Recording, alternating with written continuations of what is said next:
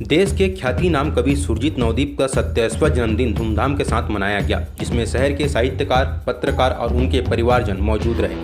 उन्होंने केक काटा, साथ ही उनके साहित्य के सफरनामा के नाम से भी केक बनाया गया। इस अवसर पर प्रखर समाचार के प्रधान संपादक दीपक लखोटिया ने कहा कि कवि सुरजीत नवदीप सिर्फ साहित्यकार ही नहीं बल्कि एक संपूर्ण गुरु हैं, जिन्होंने सभी दायित्वों को समय पर बखूबी से निभाया। उन्होंने यह भी कहा कि प्रखर समाचार के नामकरण में सुरजीत सर साक्षी हैं। उन्हीं के मार्गदर्शन में प्रखर समाचार की वर्षगांठ पर अखिल भारतीय कवि सम्मेलन निरंतर रूप से संपन्न होता आया है। देश के ऐसे कोई साहित्यकार नहीं होंगे जो कवि सुरजीत नवदीप को न जानते हों। डिलक्स टाइम के संपादक सुधीर गुप्ता ने कहा कि कवि के रूप में सुरजीत नवदीप स्थापित व्यक्तित्व हैं, जिन्हें शहर ही नहीं बल्कि देश जानता है। सुरजीत सर के बारे में जितना कहा जाए उतना कम है।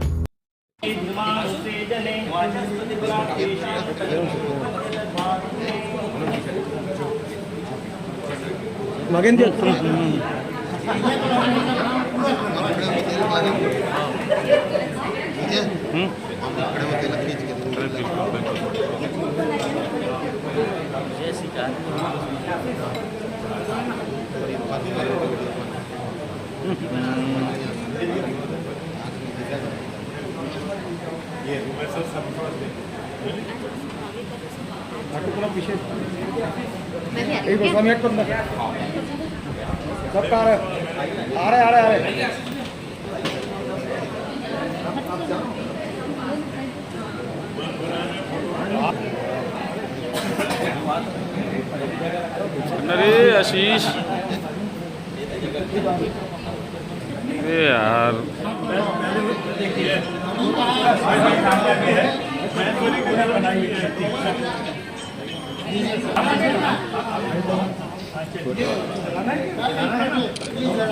मामा मग मन तो हटते नहीं भैया मन।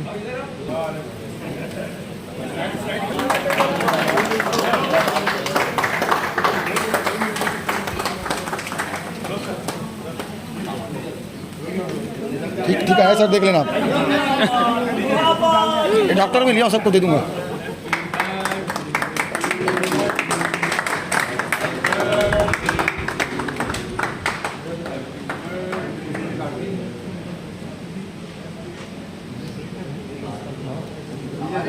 राजेंद्र महेश्वरी जी भी उपस्थित है, उनका भी आज जन्मदिन है। आप भी आए और सामने केक दादाजी का भी आया। भेजा ना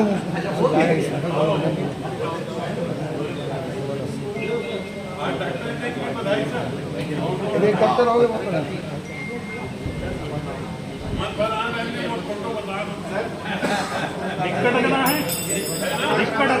दिया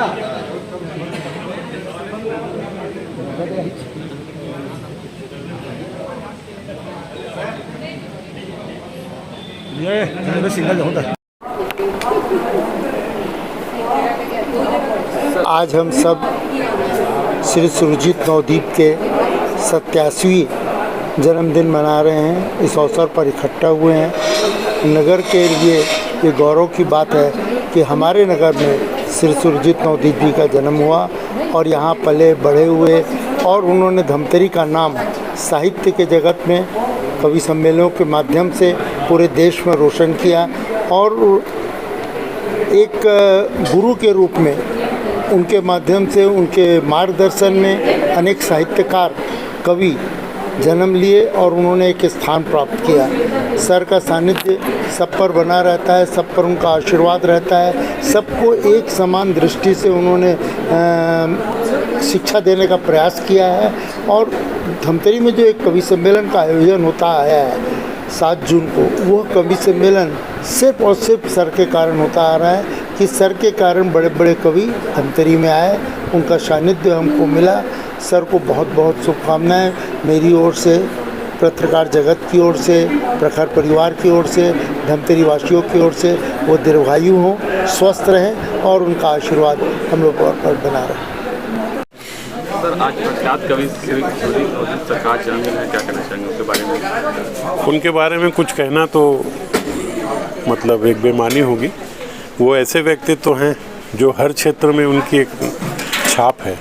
साहित्य क्षेत्र में, पत्रकारिता क्षेत्र में मैं जब 1996 में अखबार का काम चालू करने वाला था, नया अखबार निकालने वाला था डिलक्स टाइम्स, तो मैं उनसे सलाह लेने आया तो बोले सुधीर अखबार निकालना बहुत टेढ़ी खीर है, लेकिन तुम्हारे मेहनत अगर अच्छा करोगे तो मेहनत का फल तुम्हें ज़रूर मिलेगा।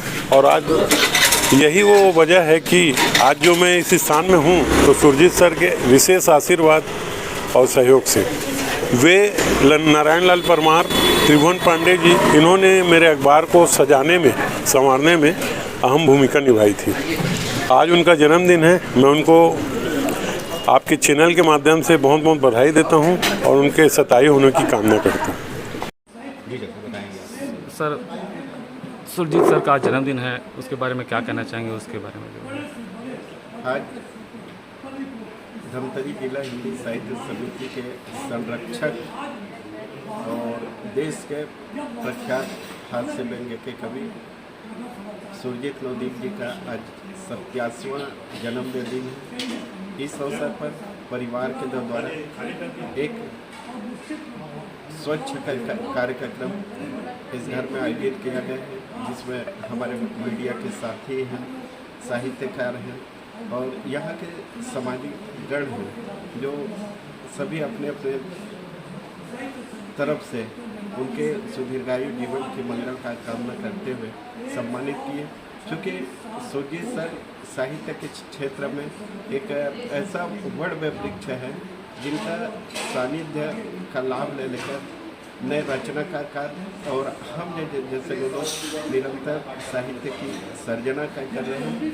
आज हम सब उनके जन्मदिन मनाकर हम सब खुशियों का इजहार कर रहे हैं और उनके स्वस्थ जीवन की मंगल कामना कर रहे हैं। मेरे जन्मदिन आज मनाया जा रहा है। मेरे परिवार के लोग सब ये तय कर लिया था और ये अंदर सब काम होता रहा किस प्रकार से कार्यक्रम करेंगे, सारे पत्रकारों को बुलवाकर उनका सम्मान करेंगे और उनके साथ बातचीत करेंगे। तो एक अच्छा अवसर भी आप सब लोगों से बातचीत करने का, नगर के प्रतिष्ठित इसमें आए हुए हैं, सम्मिलित हुए हैं, जो मुझे बचपन से भी जानते हैं और मैं भी उनको बचपन से जानता हूँ और वे बचपन से मेरी कविताएं सुनते चले आ रहे हैं। और दूर दूर तक कई बार तो ऐसा होता था कि लोग सिर्फ और सिर्फ मुझे सुनने के लिए, मेरी कविताएं सुनने के लिए इन खेतों में डाल दो रे बीज दो ये धान के, गुरमतिया भेज रही अजान के, जहाँ मैं होता था वहाँ ये लोग बस में बैठकर कवि सम्मेलन सुनने आया करते थे। मुझे संचालन करते हुए कवि सम्मेलन के मंचों पर इस बात की खुशी है कि बड़ा से बड़ा कवि हिंदुस्तान का मेरे संचालन में कविता पढ़ा, चाहे वो नीरज जी रहे हो, चाहे ओम रहे हों, भारती जी रहे हों, ये सब। और सबसे बड़ी बात कि इन सब गीतकारों में ये आज कुमार विश्वास का जो नाम लेते हैं, ये मेरे संचालन में कविता पढ़ चुके हैं और पढ़ते रहे हैं और हम लोग एक साथ मंचों पर कविता पढ़ते रहे। देश विदेश में घूमने के बाद मैंने अनुभव किया कि अपना देश बढ़िया देश है, जहाँ सब लोग अधिक से अधिक संख्या में उपस्थित होकर कविताएं सुनते हैं। हमारे यहाँ हजारों की संख्या में लोग कवि सम्मेलन आते हैं, सुनते हैं। एक कवि सम्मेलन धमतरी में ऐसा हुआ था, जो कवि सम्मेलन रात को 10 बजे शुरू और सवेरे 7 बजे सफाई करने वाले लोग सड़क पर लगा थे और कवि सम्मेलन चल रहा था। मेरे को आज ताज्जुब लगता है कि ऐसे सुनने वाले लोग अगर कहीं हैं तो धमतरी में है। साहित्य को मान सम्मान देते हैं, बहुत प्यार देते हैं और गीत, कविताएं, व्यंग, हास्य व्यंग है ना, ये सब बड़े बड़े लोग, काका आतरसी जिसका नाम लेते लोग डरते थे, वो मेरे संचालन में कविता पढ़े। भिलई में हिंदुस्तान के बड़े कवि 8 कवि मेरे संचालन कविता पढ़े, उर्दू के सबसे बड़े कवि वो मेरे संचालन में कविता पढ़े। अब वो इस दुनिया में नहीं है, मैं उनको श्रद्धांजलि देता हूँ। मित्रों, ऐसे लोग इस जगह में हैं, उनको आप प्यार देंगे धमतरी उनको प्यार वापस कर देता है। आज के युवा जो हैं इस लाइन पे आपको जा रहे हैं, हाँ, युवा साहित्य आज के क्या संदेश नौजवान देना चाह रहे हैं? जो लेखन काम करना चाहते हैं, कवि सम्मेलनों में आना जाना चाहते हैं, वो चाहते हैं हम फटाफट लिखें और फटाफट मंच पे चल दें। ऐसा नहीं होता, क्योंकि एक पत्थर को घिसने पर शंकर भगवान बनाना है तो उसको घिसना पड़ता है, तब जाकर वो शंकर भगवान होता है और मंदिर में उसकी पूजा होती है। तो ऐसा भी काम होता है। आप अगर बड़े कवि बनना चाहते हैं, बड़े पद पे जाना चाहते हैं, आपको सारे देश के लोग जान जाएं, ये भी चाहते हैं, तो आप बराबर पढ़ते लिखते रहें, अधिक से अधिक कविताएं पढ़ें, व्यंग पढ़ें, कहानियाँ पढ़ें, उपन्यास पढ़ें। आप पढ़िए ज़रूर और उनको फॉलो भी करना चाहिए। मैं आप सबको बहुत धन्यवाद देता हूँ, सारे पत्रकार मित्रों को, कि आज इस कार्यक्रम में उपस्थित हुए। आपकी उम्र मेरे उम्र के साथ और बढ़ती चले, मैं आप सबके दीर्घायु होने की कामना करता हूँ। सर, एक सवाल ये है सर कि आप 40 सालों से लगातार मंचों पे हैं, 40 सालों से लगातार मंचों पे हैं, उस समय के मंच और आज के मंच में कितना अंतर पाते हैं आप? नहीं, मंच में तो अब आज का जो मंच है और पीछे जो कवि सम्मेलन के मंच हुआ करते थे, वो कवि सम्मेलन अति महत्वपूर्ण और बड़े कवियों द्वारा